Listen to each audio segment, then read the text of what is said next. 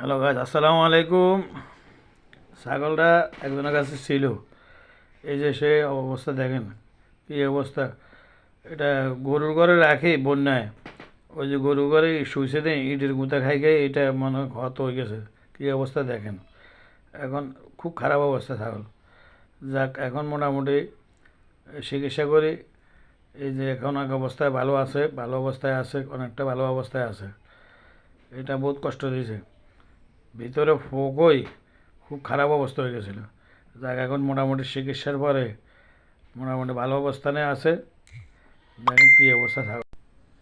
আমি আর আমার ছেলে ড্রেসিং করতেছি, আমার ছেলে ছোটোটা ড্রেসিং করতেছে, আমি ধরে রেখেছি। বাপ ছেলে ড্রেসিং করতেছে যে প্রায় 1 মাস। এই 1 মাস পর্যন্ত এটা ড্রেসিং করতে করতে এখন এক পর্যায়ে ভালো অবস্থানে, আলহামদুলিল্লাহ ভালো অবস্থানে আছে, মোটামুটি ভালো আছে। তো যাক, ভিডিওটা দেখলে লাইক লাইক কমেন্ট করে দিবেন, শেয়ার করে দিবেন, একটু শেয়ার করে দিবেন।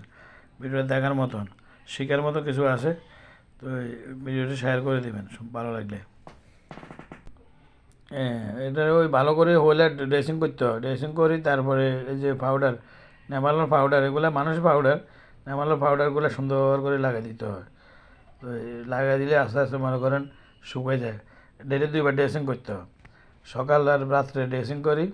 দুল ভালো থাকলে বা মাসি বইলে সমস্যা হয়, তো সকাল বিকাল ড্রেসিং করলে আশা করি এমন সমস্যা হয় না। আশা করি এখন ভালো হয়ে গেছে।